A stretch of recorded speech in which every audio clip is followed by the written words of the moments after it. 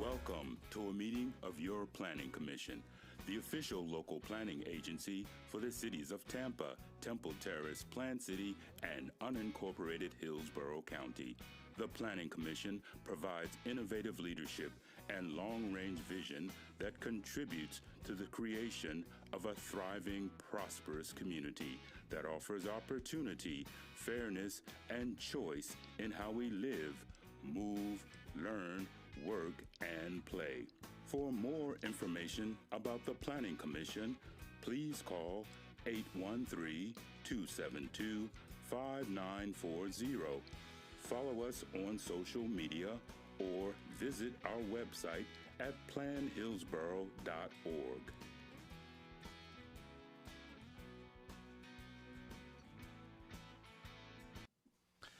Welcome to the March 13th, 2023 public hearing of the Planning Commission on the City of Tampa Plan Amendments. We thank you for your attending on this meeting. Your comments and participation are encouraged.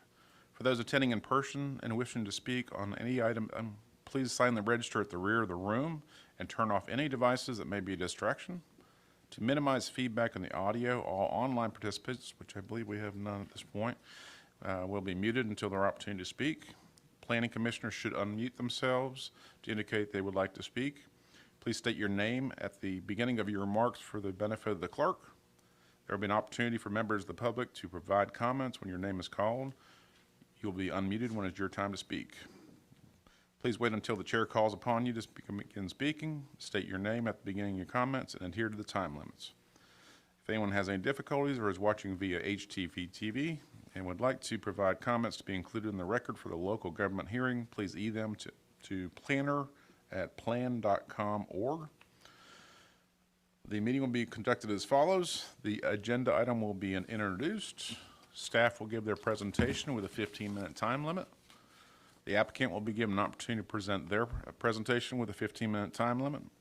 Following presentations, member of the public may address the Planning Commission when recognized by the chair. Remember, the public comment is limited to 3 minutes per person. The applicant will be afforded a 3-minute period for rebuttal or response. Planning commissioners will ask questions, and then public comment will be closed, and then we will have a vote. Roll call, please. Good evening, commissioners. Bernstein? Absent. Thank you. Bleza? Here. Bowden? Here. Cardenas? Absent. Fernandez? Here. Handy? Here. Kress? Absent. Lauk? Here. Surya? Here. Wharton?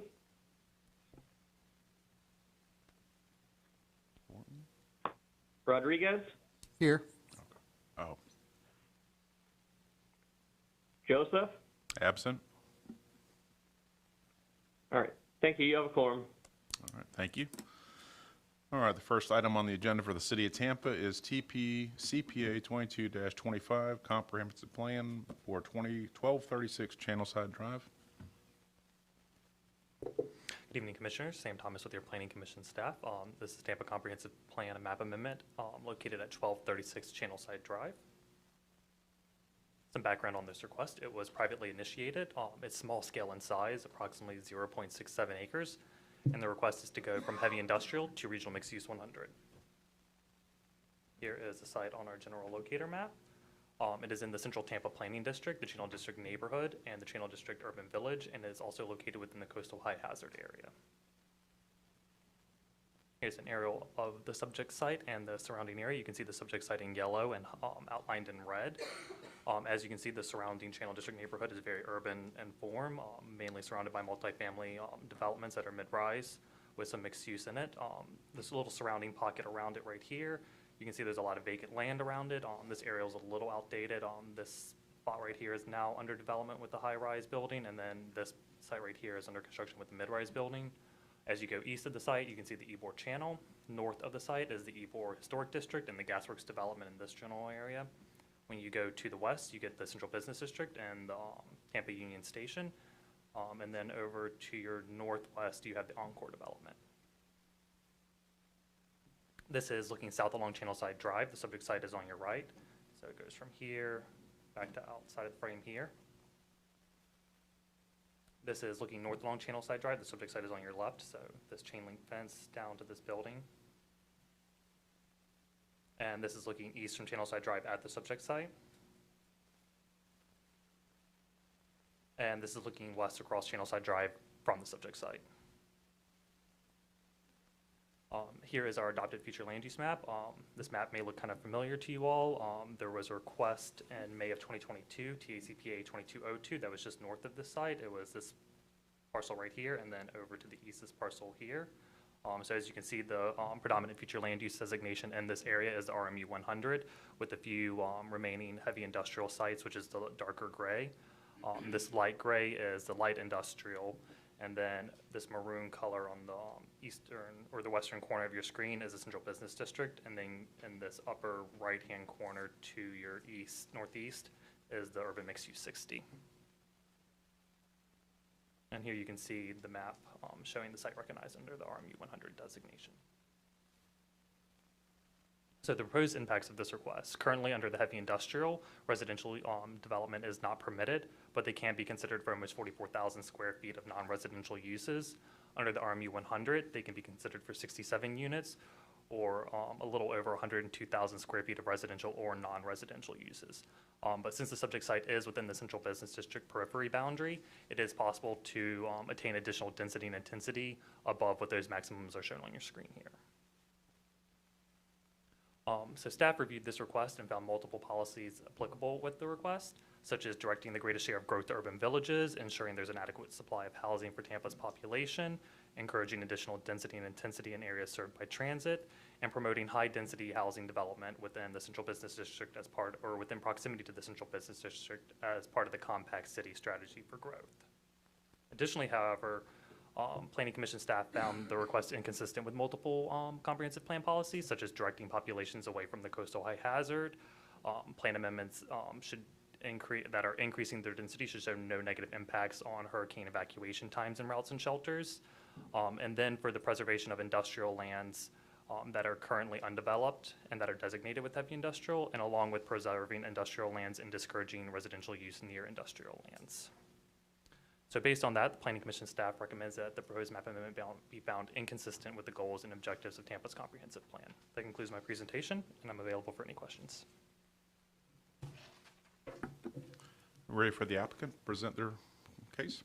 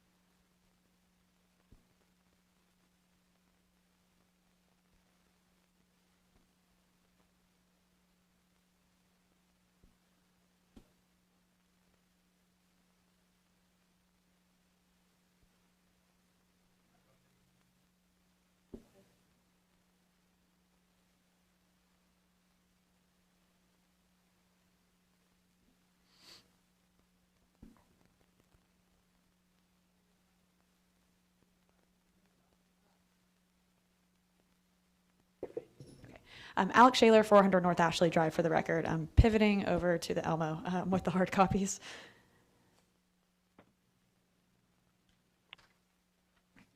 I won't spend a ton of time going over the location. I know Sam has you guys familiar with where this is located, just at the northwest corner of Twig Street and Channelside Drive.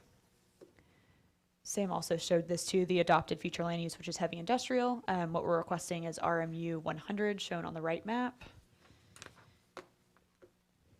It's a little bit tough to compare in terms of entitlement rights and density, two completely different categories, given the industrial does not allow residential density. But essentially you can see there's a bit of an increase in the FAR, and then obviously up to 100 dwelling units per acre with the RMU 100 category.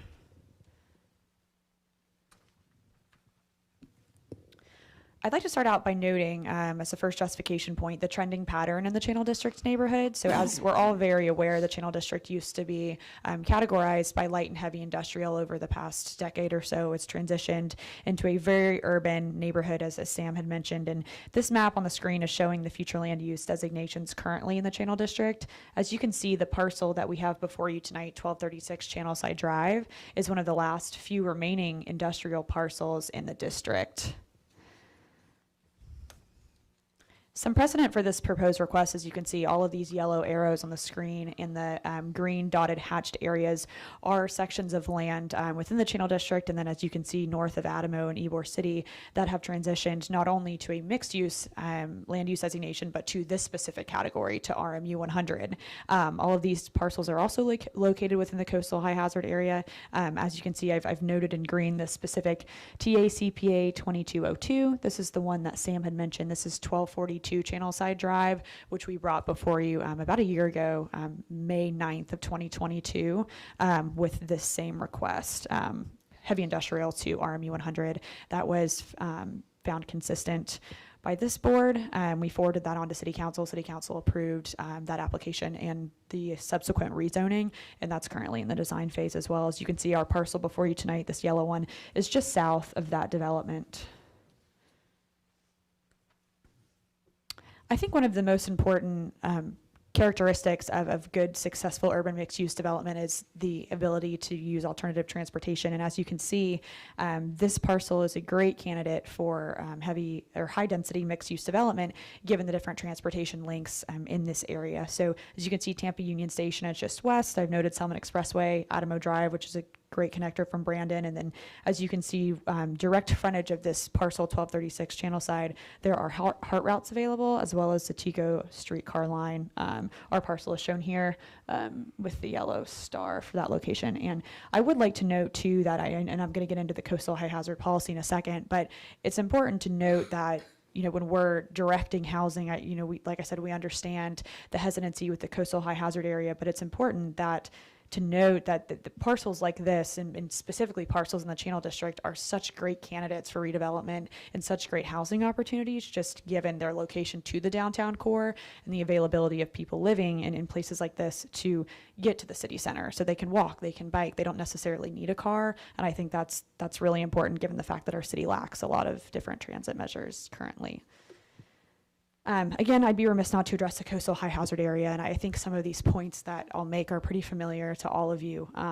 The first being that, we've taken the stance and feel very confidently about the fact that the coastal high hazard area policies can be addressed in the rezoning. So understanding they live in the comprehensive plan, but when you approve or propose a plan amendment, you can't condition that amendment. That is just a blanket land use designation, whereas in a rezoning, which this parcel, to be developed as a high density mixed use development, will undergo a rezoning.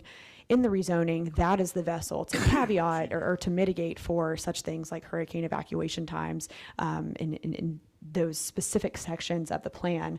The second note I wanted to provide is that although the coastal high hazard area section of the comprehensive plan is important and it contains different objectives and policies, there are an abundance of policies and objectives that promote high density mixed use development that far outweigh the singular coastal high hazard area section of the plan.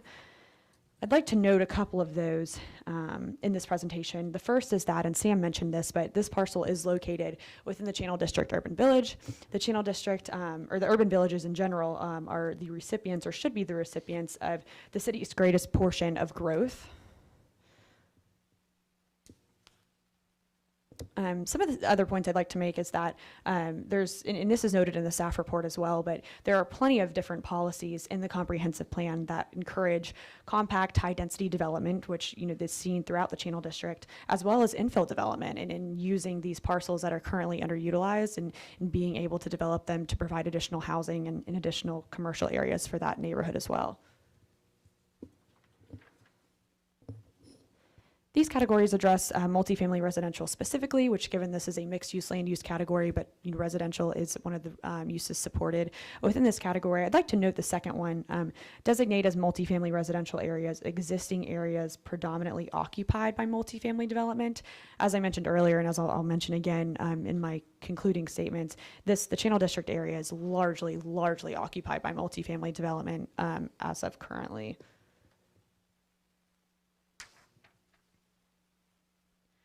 Some additional support regarding mixed-use corridors, providing opportunity for medium and higher density housing along these mixed-use corridors. This goes back to the available transit that I'd mentioned previously.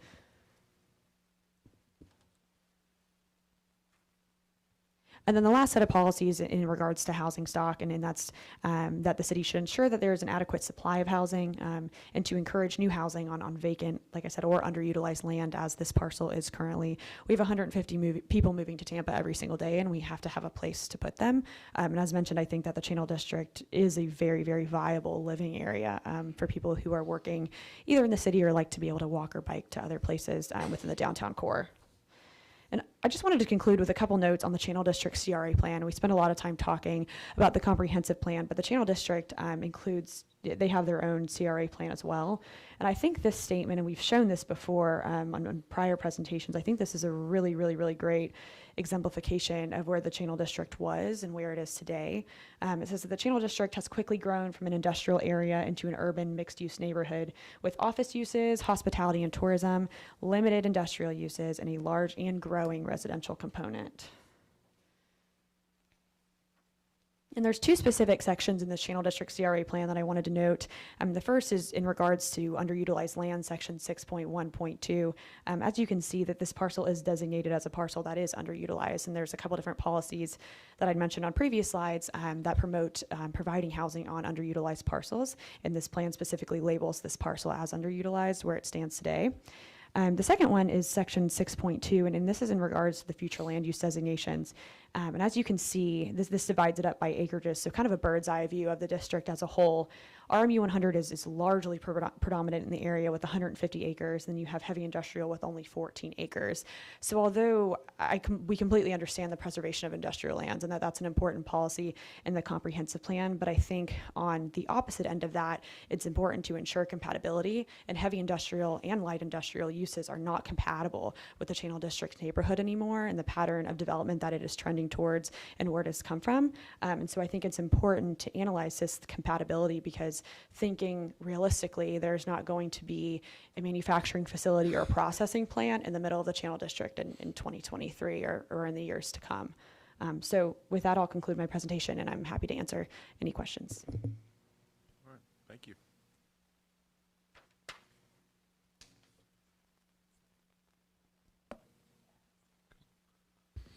Is there anyone here to speak on this from the public? Anyone signed up or in the audience that wants to speak on this matter? Is that the third docket that you have? I'm sorry? Hello.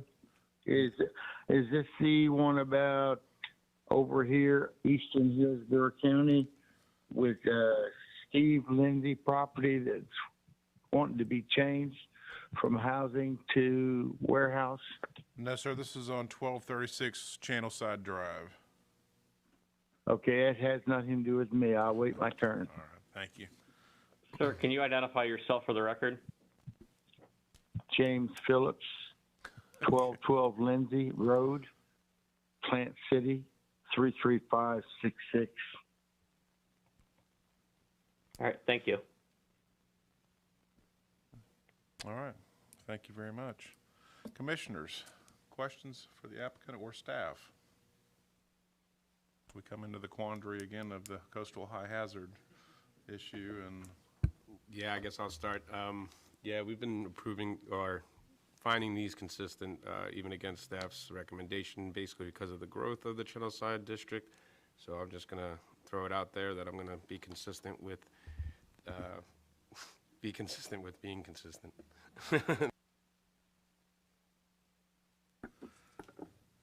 Commissioner Handy.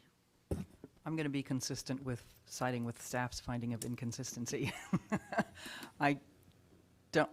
I still get uncomfortable when we hear 150 people are moving to Tampa every day and it's our job to find them a place to live.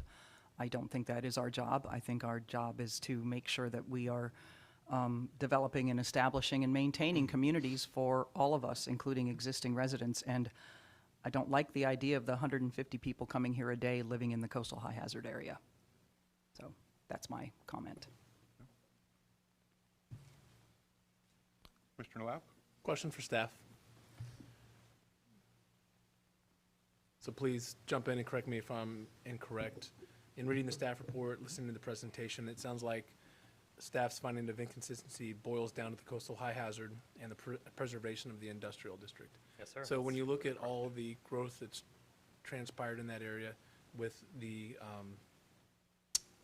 RMU 100 dwelling that's been approved by city council and by this body, how do you balance those two objections with what's happened in that area, and then also with the comprehensive plan specifically calling out for growth in the Channelside district and in the residential side?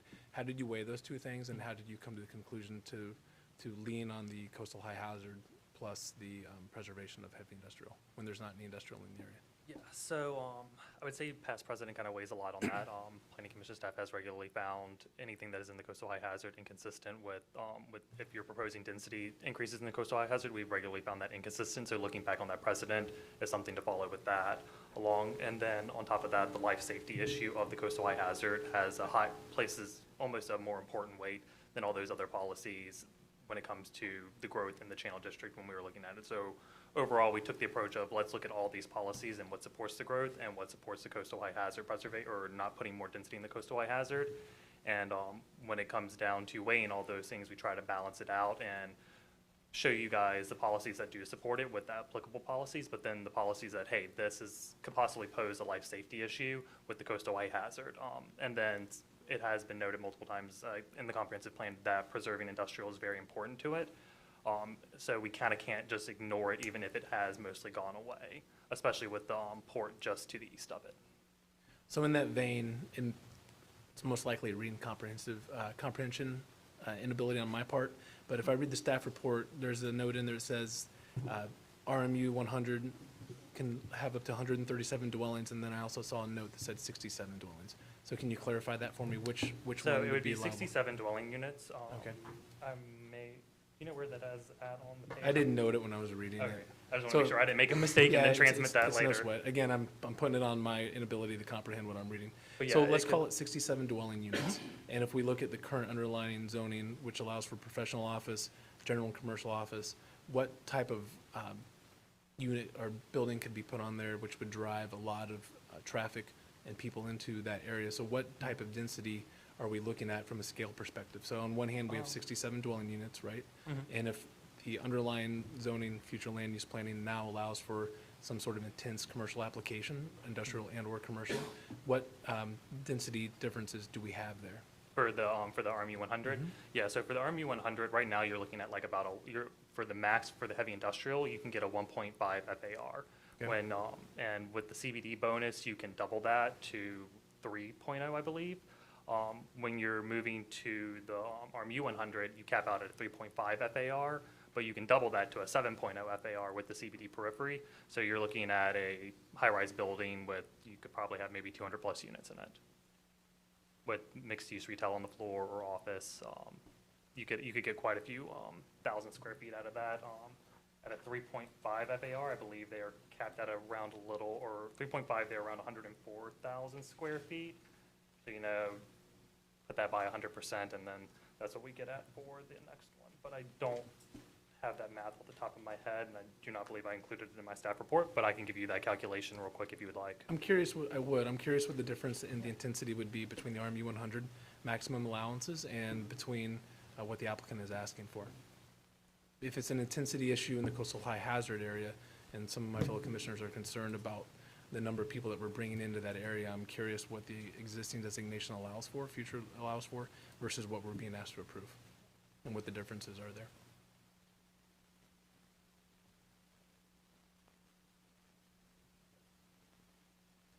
Sorry to put you on the spot in public. I hate doing math in public, man.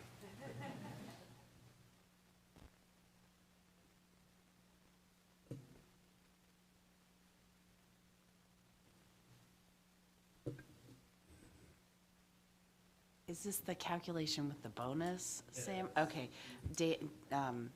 Mr. Collins just provided in the chat that it would be 204,000. 204,294 square feet or 134 dwelling units. With the RMU 100. That's with that the bonus. Yeah. With without a bonus, they could only be considered for 102,000 square feet. And what's our maximum with what the applicant is asking for? With the bonus, maximum 102,000 square feet. If they bonus up because of the CBD periphery, they can double that up to 204,000 square feet. And then what's the maximum allowable today? Maximum allowable today with a 1.5 FAR, 43,000. Double that, probably a little under 100,000 square feet of non-residential uses only, though. You could only do office or commercial, heavy industrial, no residential within the heavy industrial currently. Got it. Okay. And never mind. No, that's great. Thank you. Yeah. Any other questions? I'll try not to make you do math in public. Hey, no worries. That's testing my skills when it comes to math. Any other questions from the commissioners? Comments? I have a comment. Understanding the coastal high hazard situation, but also look at the increase in the density, actually getting, if it's walking, people have the capability to walk, compatibility of the area, and then the potential, the transportation. It's sort of a balancing skill. You want to take cars off the road, or are you looking at the coastal high hazard? Both are, not earth friendly, or people friendly in a sense as far as the pollution wise. So that's just a comment I just wanted to throw out there. When you start looking at the differences, and something to ponder.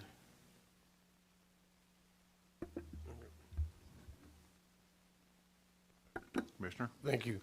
I just want to also reference, because it keeps coming up with the evacuation routes, whether it's built in the coastal high hazard area or inland more, Tampa's going to continue to grow.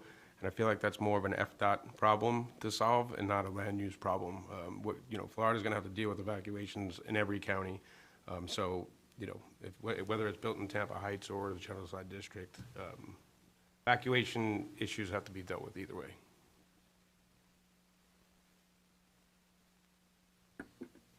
Mr. Luke? I would add, if not here, if we're looking for more intense housing, the comprehensive plan's pretty clear about the primary urban employment, civic and cultural center, and seeks to foster a vibrant urban lifestyle through mixed-use development. It's 1.1.1. It's like one of the major guidelines we have.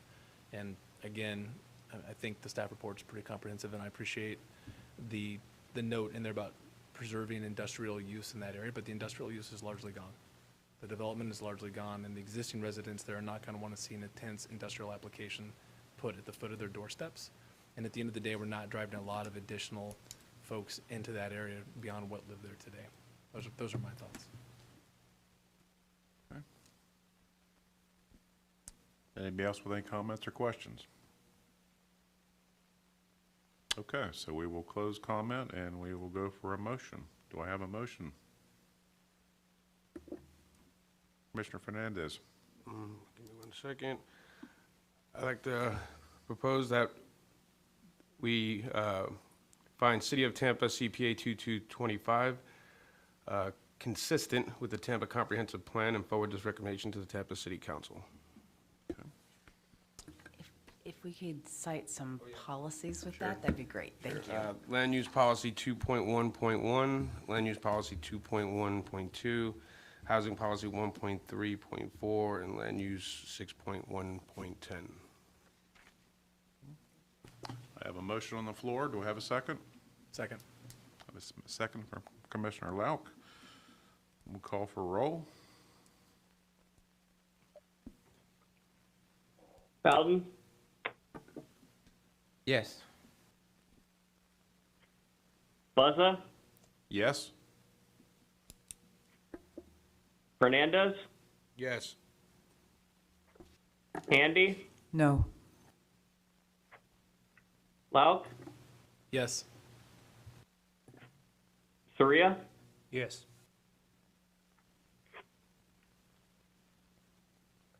Thank you. Motion carried 5-1 with Commissioner Handy voting no.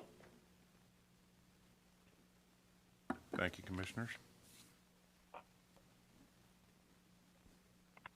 Okay, that was the last item on the public hearing for the City of Tampa. We will go ahead and close that meeting and begin the next one. Same verbiage, right?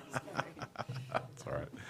All right, welcome to the March 13th, 2023 public hearings for the City of Plant City Haiti Comprehensive Plan Amendments. We thank you for your attending this meeting, and comments and participation are encouraged. For those attending in person and wishing to speak on any agenda item, please sign the register at the rear of the room and turn off any devices that may be a distraction. To minimize feedback in the audio, all online participants in the meeting will be muted until it's their opportunity to speak. Planning commissioners should unmute themselves to indicate they would like to speak. Please sure to state your name at the beginning of your remarks for the benefit of the clerk. There'll be an opportunity for members of the public to provide comments when your name is called. You will be unmuted to your turn to speak. Please wait until the chair calls on you before speaking. State your name at the beginning of your statements and adhere to the time limits. The agenda will be, as the meeting will be run this way, the agenda item will be introduced. Staff will give a presentation with a 15-minute time limit. Applicant will be given the opportunity to present their case with a 15-minute time limit. After presentations, members of the public may address the commission, adhering to the 3-minute per person on that. Applicant will be forwarded a 3-minute rebuttal for any public comment. And we will close for planning commissioners to ask questions. Public comment will be closed, and then we will take a vote. Roll call, please. Good evening, Commissioners. Bernstein, Absent. Bowden, Here. Buzza, Here. Cardenas, Here. Oh, sorry. Absent. thank you. Fernandez, Here. Handy, Here. Kress, Absent. Lauk, Here.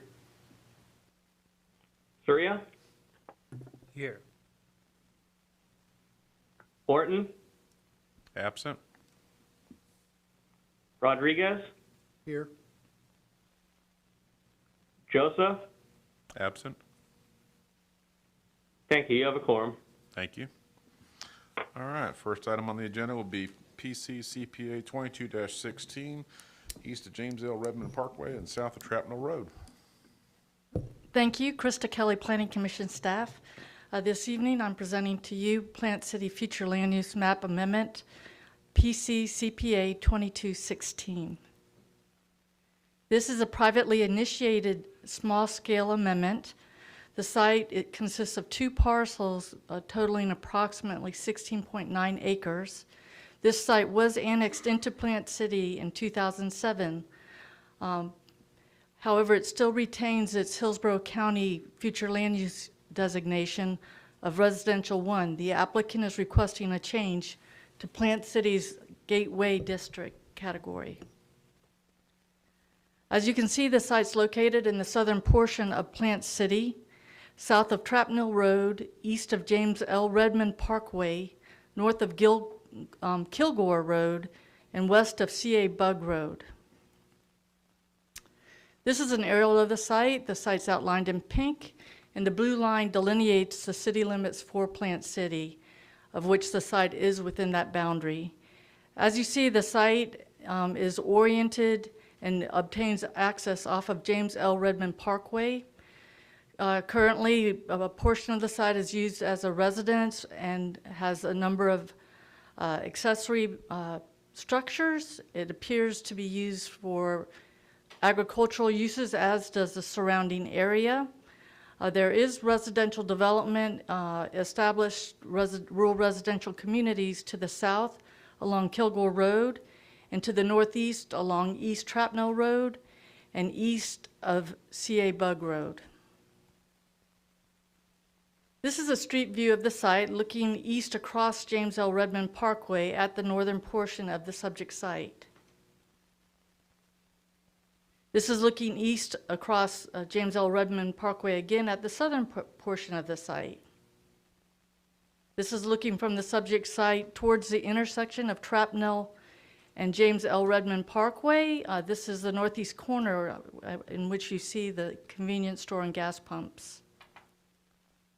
And this is the northwest corner of that intersection, and you see new development being constructed. This is a suburban scale residential subdivision.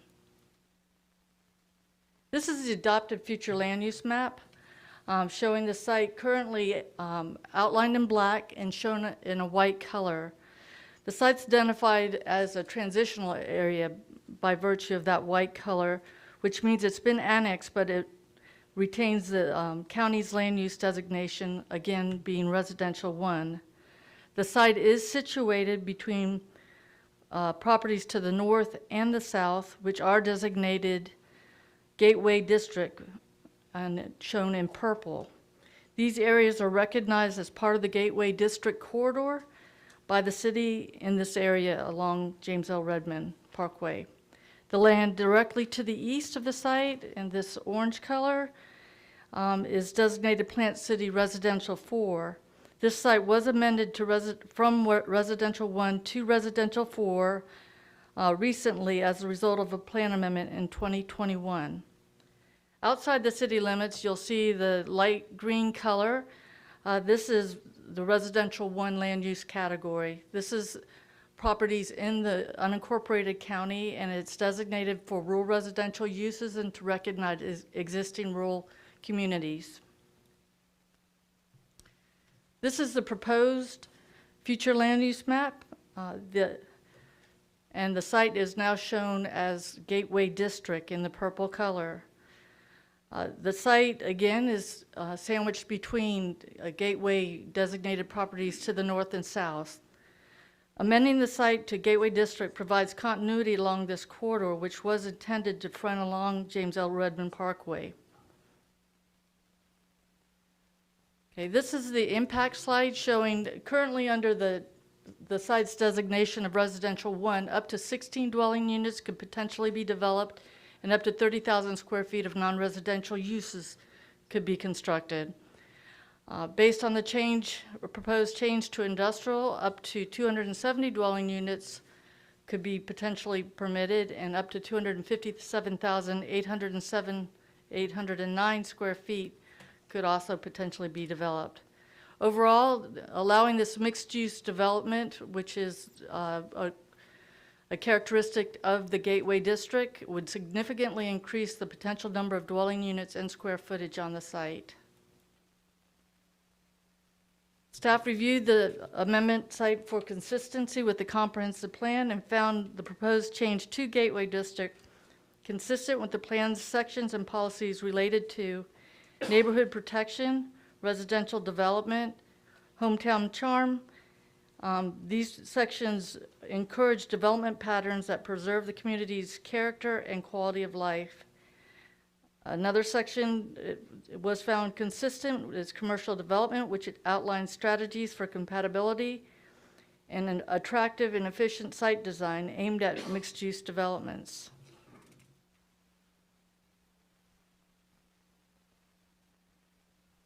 Staff found the proposed change consistent with growth management and the provision of public facilities policies, which support development in areas sufficiently served by public facilities and services, agricultural lands and compatibility, which promotes techniques intended to enhance compatibility between agricultural and non-agricultural uses, intergovernmental coordination, which encourages the coordination among jurisdictions and agencies in the review of proposed developments, and economic development, which supports development that presents economic benefits and enhancements to Plant City.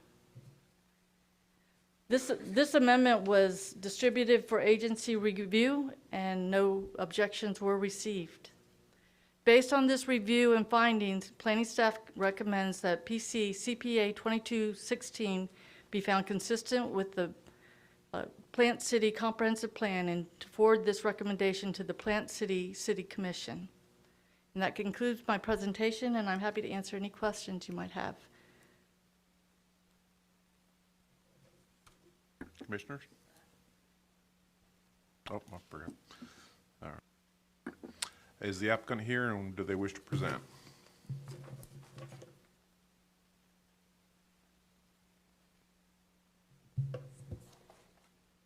Thank you, Mr. Chairman, Commissioners. My name is Todd Pressman, 200 2nd Avenue South, number 451 in St. Petersburg. Krista's done a great job presenting this to you. I want to make you aware of a few more points of information, just highlight a couple points. If we could put this up on the overhead, please. I do have a updated letter from the city Plant City for you. And the letter reads that staff does not have concerns with the requested land use change. On February 8th, the applicant filed a plan development rezoning application with our department requesting a mix of uses consisting of an assisted living facility and a medical office. So currently in your file indicates that there's been no plan submitted. I wanted to update that for you. The use of a senior living facility is a very low impact, very quiet, no big parties, no big pool parties going on, very quiet, and a low trip use, which is recognized in the reports before you. The applicant is Heartland America. Heartland takes a very unique approach to senior living facilities and supporting their residents. These are just a few pictures to make you aware of their use, just to make you aware of a specific use, which is in the record with Plant City on the zoning element. And there is also a site plan that is submitted into the record as well. In regard to the report that you have from Krista and the report before you, you could clearly see that the use on the future land use map is smack in between two purple districts, which is the Gateway District, which is what we're requesting. The site, strangely enough, still carries the Hillsborough County future land use category, so it is required, of course, to bring this, as it is in the city, to bring it to a future land use category of Gateway, which virtually surrounds the site. And third, in regard to concurrency, in your record as well from the city, is that there is water and sewer available. And the level of service currently on the roadways is a C and will be able to more than handle whatever traffic impact there is for the proposed use. So with that, be happy to answer any questions you have, and we appreciate your consideration this evening. Thank you. Thank you. All right. Is there anyone from the public which want to speak on this matter? Did we have somebody online? It's on 18. Oh, 18, okay. Anybody else that'd like to speak on this matter? All righty then.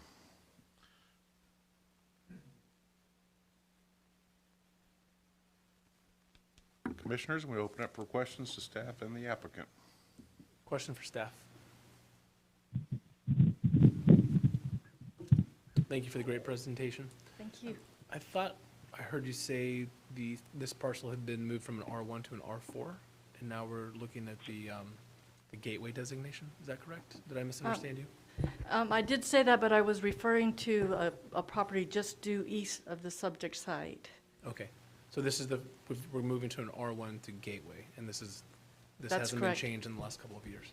Right, that's correct. Okay, thank you. Just wanted that clarifier. Thank you. Any other commissioners with questions? Staff or applicant? Okay. All right, then we'll close public comment and we will go to a motion. Do I have a motion from the floor?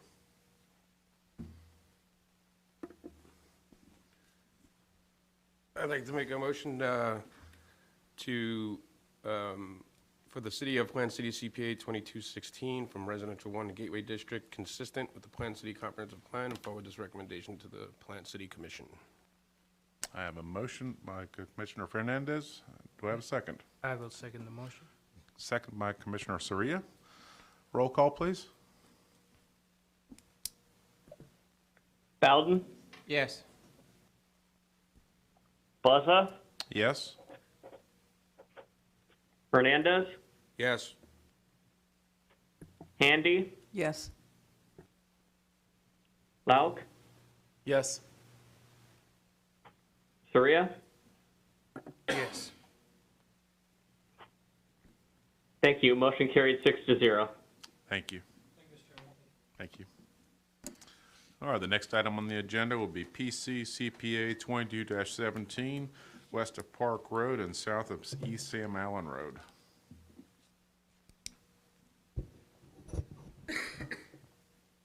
Good evening, Commissioners. Yeneka Mills, Planning Commission staff. I'm here to present Plant City Comprehensive Plan Future Land Use Map Amendment PC CPA 2217.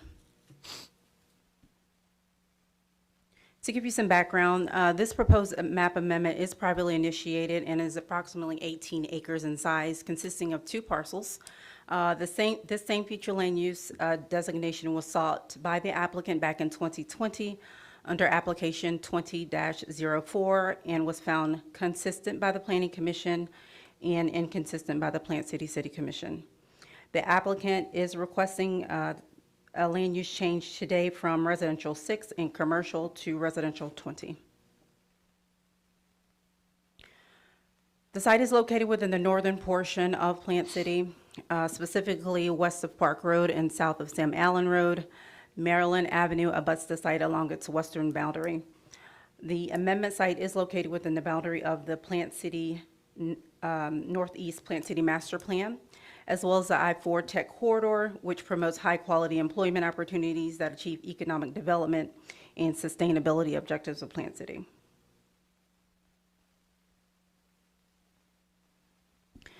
To further give you some context of the area, the site is outlined here in pink. We have Sam Allen Road located to the north, Park Road located along the eastern boundary of the site, and Maryland Avenue located along the western boundary of the site. The blue dashed line delineates the Plant City limits. The site is currently designated as agricultural as per the Hillsborough County Property Appraiser's Office. Single-family residential abuts the site along its southwestern boundary. There is a church located along the northwestern boundary here. There are some larger developments in the area. Currently, a large subdivision, North Park Isles, is underway. As well, South Florida Hospital is also currently being developed.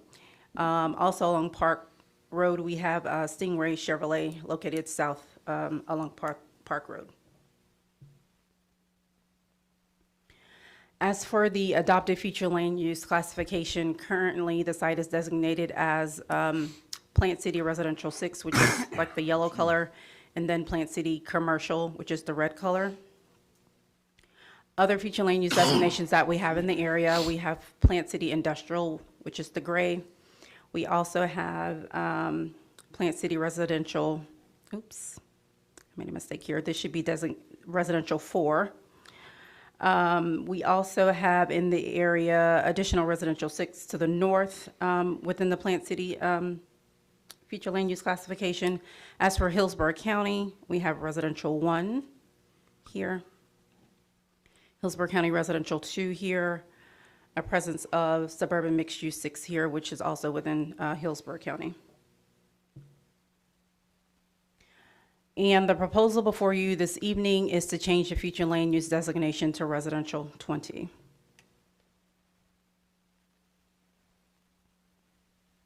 As for impacts of the proposed change, under the current development potential, the amendment site provides up to 77 dwelling units or over 240,000 square feet of non-residential uses under the residential 6 and commercial future land use classification. If the applicant's request were to be approved under the residential 20, the potential units could increase over 360 residential units or over 275,000 of non-residential square feet. So there would be both a potential of increase in residential as well as non-residential intensity for the proposal. Here's the site in its current state. This is looking west toward the subject site along Park Road. This is looking eastward toward eastward into the subject site, and this is along Maryland Avenue.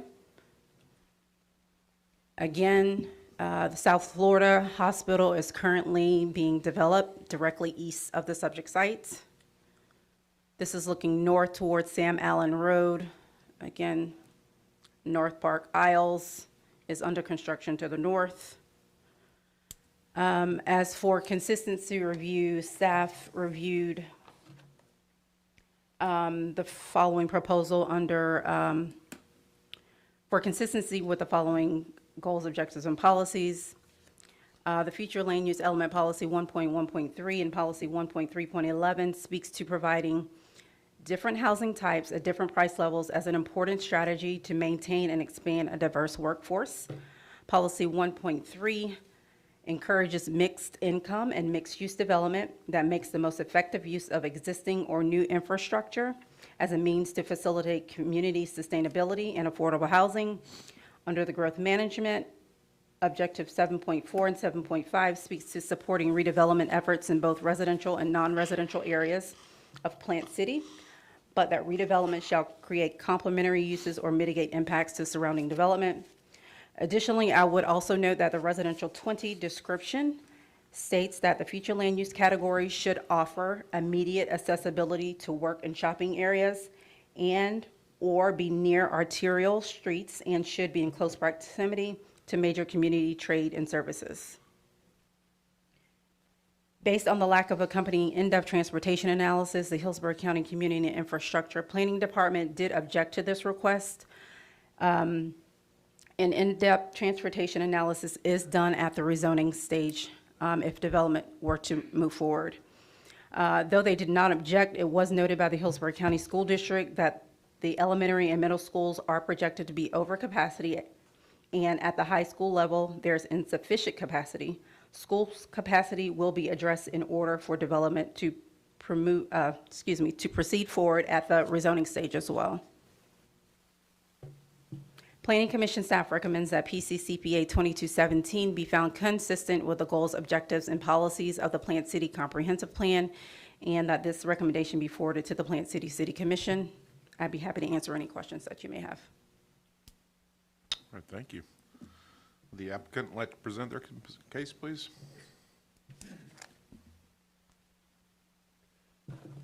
Good evening, Commissioners. Jim Schimberg, 1912 Ardsley Street in Tampa, representing the applicant.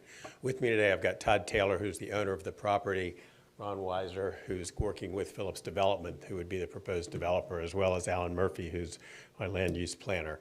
A couple points just to add. As Yeneka said in her presentation, first of all, this application was submitted to the Planning Commission a couple of years ago, back in 2020, and you did find it consistent, which we appreciate. And the city didn't approve it for whatever reason, but it's 2 years later, and we're now going through the process again. A tremendous amount has changed in that area right now. You see the construction of the hospital, you see the residential to the north. This property is proposed to be developed in conjunction with the commercial property to the south, would have an access that would line up with the hospital. So a lot of the things obviously would be worked through in the zoning application. The Plant City staff comments that were submitted with this mentioned that we had not filed a rezoning application at the time, but subsequently an application has been filed, and we do understand that. Her comment was that the Plant City Commission likes to see these items come to them at the same time, and so we understand that. But the rezoning application has been filed. We're happy to talk in detail about that, but that's not really what the Planning Commission looks at. The other thing that's important to mention, if you look at what's currently allowed under the land use plan today versus what we're asking for, is this property also has a zoning approval that goes back several years, but is for 180 townhomes. So it's going to be developed residential either way with a small amount of commercial. But we just feel that in the current environment, with everything that's going on in that area with the hospital and all the other development, having a different mix of uses with different price points is very important. So this proposal would give us the opportunity to build technically up to 360 units. Our plan shows about 320 units, and we show about up to 15,000 square feet of commercial. So it still would have the commercial, which is what the city originally wanted along that area, but we'd be able to build more units. We'd be able to have a different price point, hopefully serve people that are going to be working at the hospital and in that area. Again, we line up with the hospital. We'll work closely with the adjacent property owner to the south. We just, again, want to mention the fact that you did find this consistent 2 years ago, and really the only thing that's changed out there is the tremendous amount of additional development and things are happening. So I'm happy to answer any additional questions. Again, my clients are here if you have specific questions for them, and appreciate your consideration. Is there anyone from the public that would like to chime in on this matter? Do we have anyone online, or is that, this one says 16, I think. 17, okay. Oh, okay. 8. The next one, all right. Anybody from this audience that wishes to speak on this matter? Okay, and we will close public comments and open it up for the commissioners to ask questions of staff and the applicant. Commissioner Handy. Yeah, I have a question. What is the City of Plant City's objection? From my understanding, the objection was due to the Park Road corridor within the Northeast Master Plan to be designated as a commercial corridor. That's my understanding. Thank you. Yep. Commissioner Luke?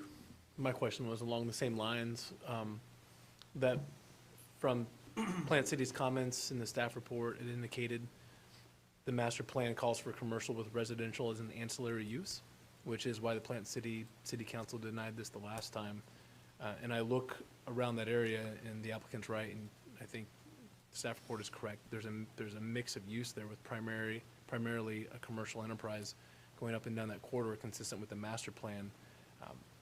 How does this square now in 2023 versus 2020 when that master plan specifically calls out for an ancillary use? This seems to be a pretty intense application at 0.42 dwelling units, 6 units per acre currently, and we're jumping to 362 dwelling units, 20 units per gross acre now. So I guess in a nutshell, what's changed in that area since 2020 that's going to potentially allow Plant City Council to approve this, and what's changed in the area? Well, from a comprehensive plan perspective, policies have not changed. That's why staff remained consistent with our recommendation from 2020. I mean, as far as land use change, the hospital being built across the street, North Park Isle coming, being developed underway. We have some of the larger developments in the area. That's kind of changed as far as what's on the ground. Okay. Thank you. Just to reiterate what Yeneka said, staff found it consistent in 2020, so that's why, for us, it's not a change. It's the same staff finding this before. Yes. Plant City found it inconsistent with its master plan when it moved forward. Yeah, Yes. South Florida was not on the map yet. They were still considering it, but they had not pulled the trigger at that point. So there'll be a lot of opportunity for CNAs, nurses, techs. I assume it's going to be, apartment or townhouse that they can afford. So right across the street would be great. Thank you. One more just comment. It's Jim Schimberg again. The thing that's important to recognize is that this property has an existing zoning that is not entirely consistent with that plan amendment that it has right now. So there's 180 townhomes that are approved on that site right now. And again, so it's going to get developed as residential. We just think that this is a better use, considering everything that's happening in the area, to be able to offer a lower price point to some of the people that would be living in the area. So again, and again, the Plant City, from my understanding, I wasn't involved back the last time, but my understanding is that it didn't really get that far at the Plant City. It kind of got shot down, but we think the area has changed significantly since then. And again, clients are prepared to build it with the existing zoning, although they feel like they can do a lot better job with this new plan that we're proposing at the city right now, and with this better designation. So, Any other questions from the commissioners for staff or the applicant? Now, this additional 150 homes, would they be, 200 homes, would they be townhouses as well? yes, sir. The proposal, the current zoning application shows a 4-story apartment complex built at a Class A level with air-conditioned corridors, and a nice apartment complex with nice amenities, and different price units. The townhomes would probably be bigger units, which would probably end up being more expensive, and those could be for rent as well. But that's what the proposal is. There also was industrial approved in the area just recently as well to the west. And so a lot of the commercial that they want is already there anyway. So now having a mix of residential uses would actually be a nice touch to basically to serve the existing commercial that is in the area.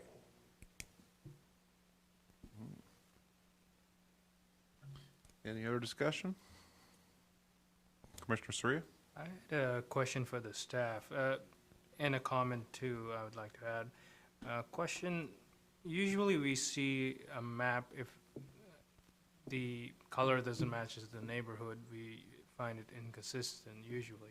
So in this case, there's no residential 20 in the area, which is kind of, I find it off a little bit. Is there a reason, like it was consistent when we look at the neighborhood and still find it consistent or not? Some of the things that we looked at, again, the residential 20, within the description of the residential 20, let me get back to it and read it.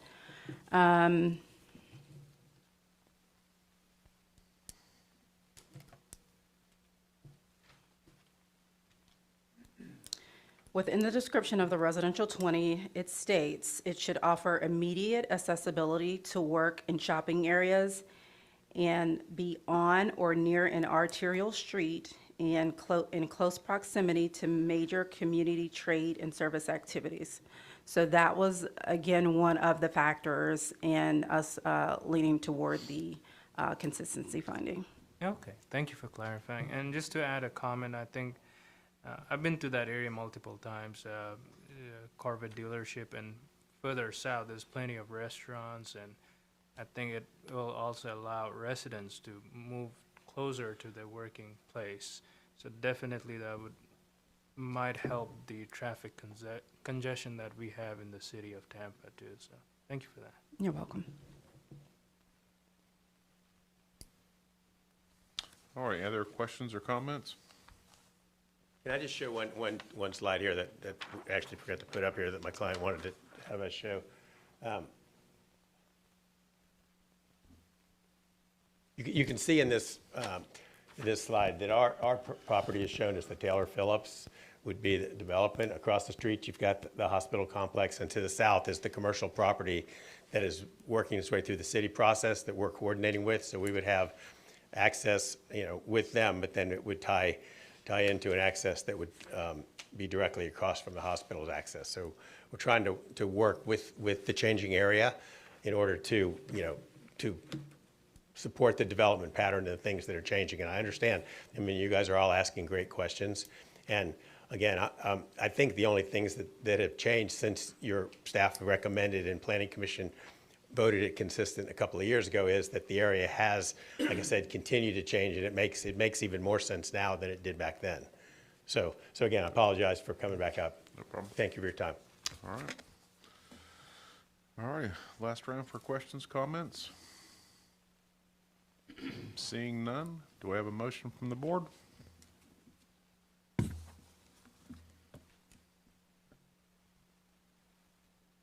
Come on, somebody. Huh?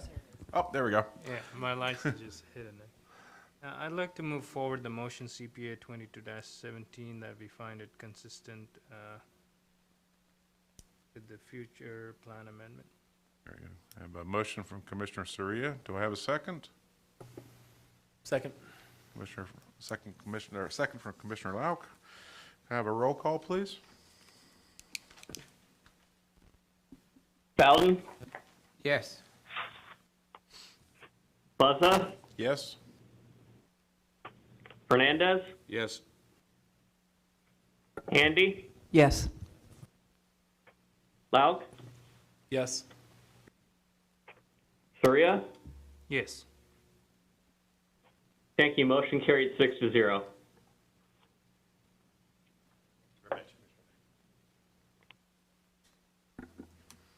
All right, the next item on the agenda is PC CPA 22-16, east of Wiggins Road and north of Bryce Road.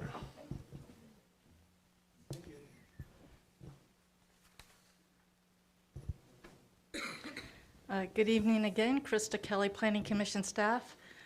I'm now presenting Plant City Comprehensive Plan Future Land Use Map Amendment, PC CPA 2218. This site is a privately initiated map amendment. It's considered a small-scale amendment consisting of approximately 16.5 acres. Currently, there is a pending annexation, voluntary annexation, submitted to Plant City. Concurrent with this annexation request, the applicant is requesting a land use change from Hillsborough County Residential 1 to Plant City's industrial classification. As you can see, the site is located on the eastern side of Plant City. It is adjacent to the city limits. It is located in the unincorporated county at this time. It is north of Rice Road, east of Wiggins Road and Lindsay Road, south of Kirkland Road, and west of County Line Road. This is an aerial of the subject site outlined in pink, and the blue line again indicates the Plant City city limits. As you can see, the subject site abuts the city limits on the eastern boundary and on the southern boundary of the site. Currently, the site is used for agricultural purposes and is surrounded by a mix of rural residential development and agricultural lands in the county side of the property. To the north, east, and west. To the south, in Plant City, the area adjacent to the site is predominantly developed with industrial warehousing and distribution centers. There is a large undeveloped tract just south of the site, as well as one cluster of rural residential development. Looking from a street view, this is looking from South Wiggins Road towards County Line Road at the amendment site to the east. This is looking south from the intersection of Lindsay Road and Wiggins Road. As you can see on the right-hand side, a large distribution center. And on the left-hand side of this photo is the amendment site. This is looking from South Wiggins Road east towards County Line Road from Rice Road. And as you can see, that area is quite built out with distribution centers and warehousing and offices as well. This view is looking north on County Line Road from the intersection of Rice Road and County Line Road. This is the adopted future land use map currently showing the site designated Residential 1. Again, you can see the blue hashed line representing the city limits. Within Plant City, the area is predominantly designated industrial. On the county side, the area is predominantly designated Residential 1. This is the proposed land use map showing the site designated industrial, which is adjacent and abutting the city. Actually, in this photo, you see the city limits also encompassing the amendment site. and also adjacent to the industrial land use categories. Along County Line Road, I should have mentioned earlier, that corridor is considered an industrial corridor and is recognized in the comprehensive plan as such. And as a result, quite a bit of industrial development is emerging in that area. Okay, the impact of this land use change, the development potential of the amendment site, currently designated residential 1, provides for up to 16 dwelling units and could allow up to 30,000 square feet of non-residential uses that meet locational criteria. The applicant's requesting a change to Plant City's industrial, which eliminates the residential development potential on site and increases the non-residential development potential to up to 359,370 square feet. Overall, this change would introduce and significantly increase the square footage of industrial uses on site and eliminate residential development potential. Staff reviewed this amendment for consistency with the comprehensive plan and found that this proposal was consistent with policies related to growth management and non-residential development, which seeks to ensure development in areas with adequate infrastructure, growth annexation policies, which outline strategies to orderly and cohesively allow growth in appropriate locations and in coordination with the city's capital improvements program, commercial development policies, which outline strategies for compatibility and promoting attractive and efficient site design aimed at mixed-use developments, growth management and redevelopment strategies to focus on seamlessly integrating new development projects with adjacent uses, additional sections dealing with strategies to provide public facilities, economic growth, and lastly, the mobility section, which outlines strategies that would enhance efforts to coordinate land use with transportation decisions. This amendment was distributed for agency comment. We did receive a comment from Hillsborough County's Community and Infrastructure Planning Department in which they objected based on the lack of analysis regarding transportation impacts. As you heard earlier, Plant City does address this concern in an in-depth transportation analysis at the zoning stage. Based on this review and the findings, Planning Commission staff recommends that PC CPA 2218 be found consistent with the Plant City Comprehensive Plan and to forward this recommendation to the Plant City Commission. And I'm happy to answer any questions you might have about what I've presented. Thank you. Thank you. The applicant would like to address? Excuse me, I lose my voice. I'm Strawberry Festivaled out. Phil Waldron, 2736 Gulf Lake Drive, Plant City, Florida. First, we would thank Krista for her report, and we concur with her recommendations. A couple of things here. This area here is the industrial corridor for Plant City. They've invested a lot of time and money and infrastructure in this area. As you saw on the slide up there, this is pretty much an industrial area. Lindsay Road is a local road, and the site plan, we have a site plan already in place that we're submitting to the staff. I can show it to you if you want to, but all access will be through County Line Road. There'll be no access on Lindsay Road or Wiggins Road. It'll be to the east, excuse me.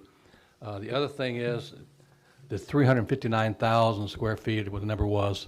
In the actual site plan, we're only developing 202,000. And the third thing with the annexation, speaking with the staff, they have forwarded that on to be for the survey to be looked at the overall city boundaries, and that should be coming to the City Commission probably within the next couple of meetings. And I'm here to answer any questions. Thank you. Is there anyone from the public here to speak on this matter? Yes, James Phillips and my wife Molly.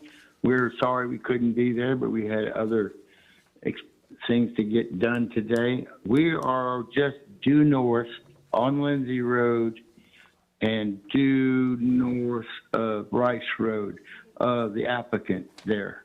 Okay. We own the property and we use it for agricultural purposes at this time. We purchased it in the 90s, and I believe that was before we had the 2050 plan at the Trinkle building at HCC. That come about after we had purchased the land and decided to make it a home site. We are currently here, and we had planned to stay here. I understand we cannot stop progress, and I understand that there is some industrial all around us now, including the County Line Farms project. But we would like to adamantly put forth to the commissioners there that the driving aspect from the Home Depot there with all their subcontractor drivers coming down Wiggins Road, even though it was understood that they would come down Rice Road to County Line. That's another issue. But for us, we know progress is not going to stop, but we would like a couple of the rules adhered to. In other words, the setback on the side setback here adjacent to my property, because we have wetlands right there at the corner of my property with a creek. It's going to be being fed by the north by County Line Farms. We need to have that spared. We need to have it saved, and all the trees and fauna that are there, we need to have them saved so that, you know, everything that's left here in this area, believe it or not, has decided to make home on our property. Coyotes, sandhill cranes, you name it, it's here. And we're trying to contain ourselves here and stay here for the rest of our lives, to be very honest with you. We didn't adhere to the sale price that they were offering us, and we felt under the circumstances, it's best for us to stay here. Like I said, we have agricultural use here. We continue to have green belt and use it for cows, and we plan to into the future. But we would just like to make sure that the setbacks off our property, the 20-foot barrier that was already talked about is adhered to, and that the wetlands are not changed in this area at all. It will really affect us if it is. And I have planted probably, 30, 35 cypress trees that are probably 30, 40 feet tall now here along them. And we sort of like to keep them.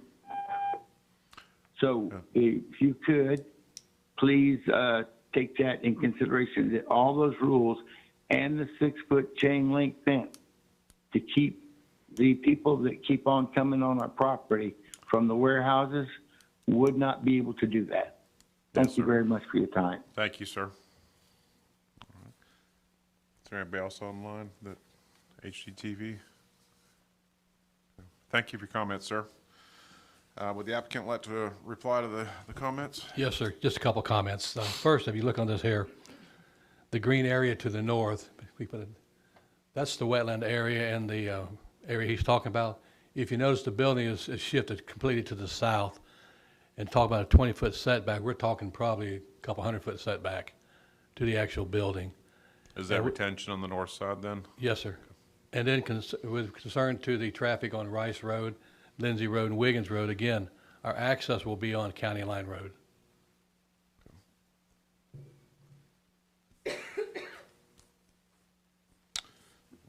Alrighty.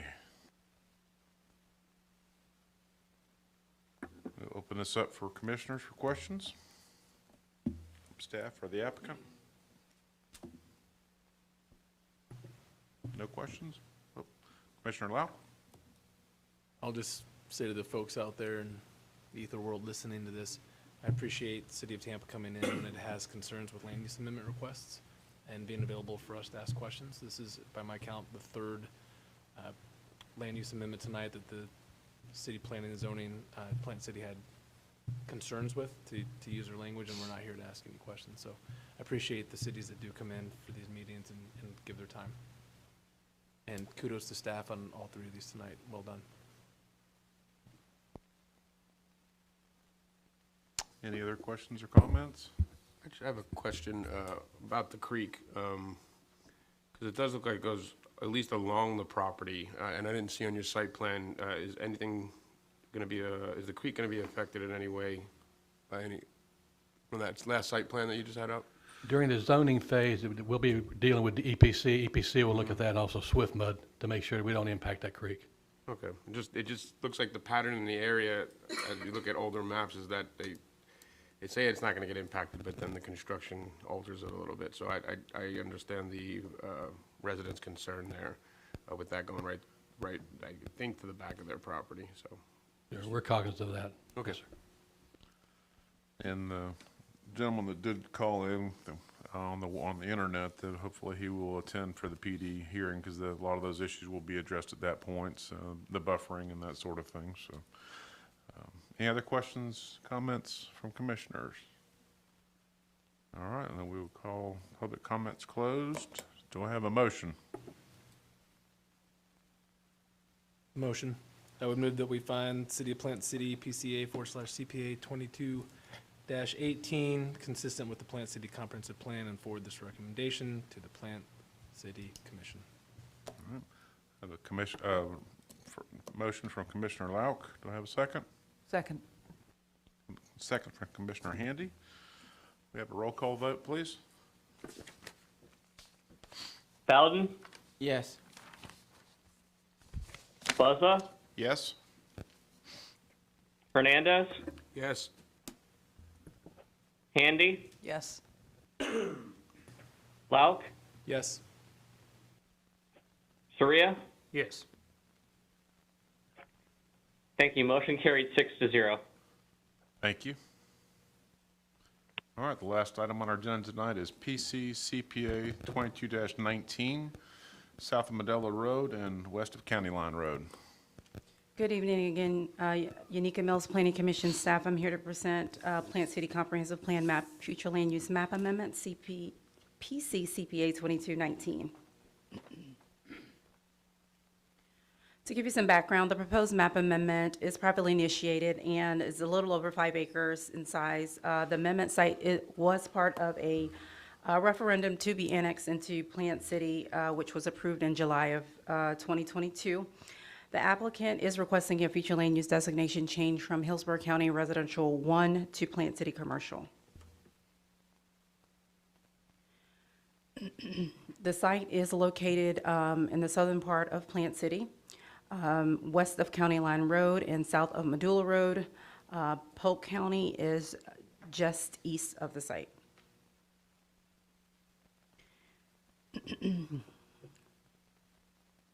Here's an aerial of the site. Again, we have Medulla Road bordering along the northern boundary, County Line Road bordering along the eastern boundary of the site.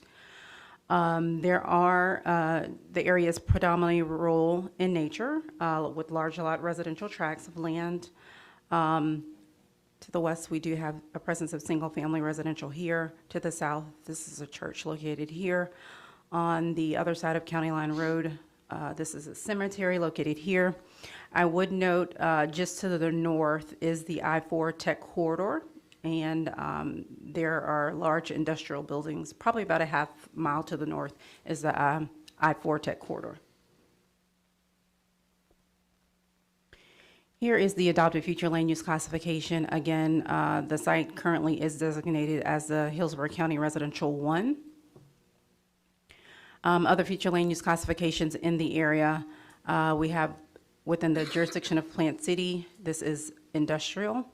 This is just the inset map of exactly where that annexation took place. And then the red hash line also is just a border of the annexation area. Again, the applicant is requesting to change the future land use designation to Plant City Commercial. As for impacts, currently under the Residential 1 future land use classification, up to 5 dwelling units could be considered or over 62,000 square feet of non-residential uses. If the site were to be approved for the Plant City Commercial, the potential units would increase to 18 units, and non-residential potential would increase to over 86,000 that could potentially be developed on the site. So there will be both a increase as far as residential as well as non-residential intensity. Again, that's the church that's located south of the site. This is looking north across Medulla Road, a single-family home. This is looking west along Medulla. This is the site here, currently vacant. Again, that's looking east into Polk County Cemetery. This is County Line Road looking south toward State Route 60. As for consistency review, staff reviewed the following proposal based on these goals, objectives, and policies, and found it consistent with future land use objective 2.7 and policy 2.7.1, which speaks to how annexation should interface with development patterns in unincorporated Hillsborough County.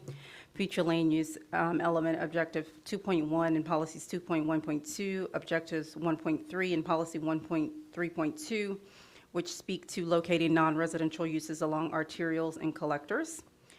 Growth management policies, objective 7.4 and policy 7.5 speak to supporting redevelopment efforts in both residential as well as non-residential areas of Plant City, but that redevelopment shall create complementary uses and mitigate surrounding development pattern. Objective 7.5 and policy 7.5.1, which speaks to the timing of growth, and it shall be coordinated with public facilities.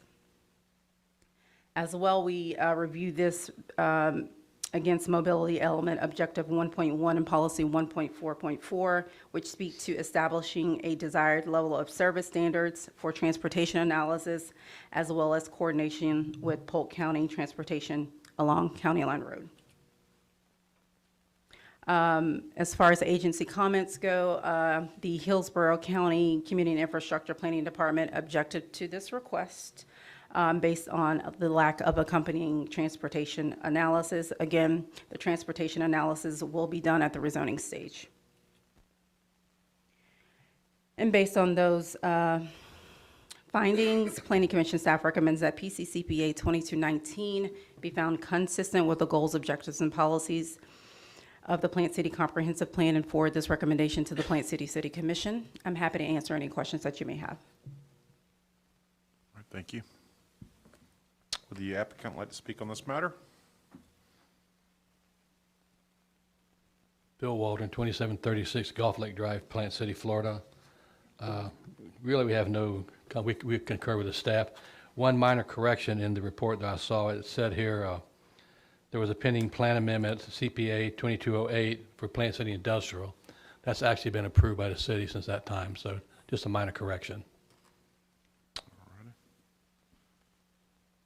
Is there anyone to register to speak on this matter from the public? Nobody on the line? Anybody in the audience? All right. Then we will close that and go to the commissioners. Questions from the commissioners? No questions? All right. And we will move to a vote. Do I have a motion? I'd like to propose the City of Plant City CPA 2219 from residential 1 to Plant City commercial, consistent with the Imagine 2040 Plant City Comprehensive Plan, and forward this recommendation to the Plant City Commission. Thank you. I have a motion by Commissioner Fernandez. Do I have a second? Commissioner Soria? I'll second the motion. All right, thank you. I have a motion and a second. Can we have a roll call, please? Bowden? Yes. Buzza? Yes? Fernandez? Yes. Handy? Yes. Lauk? Yes. Soria? Yes.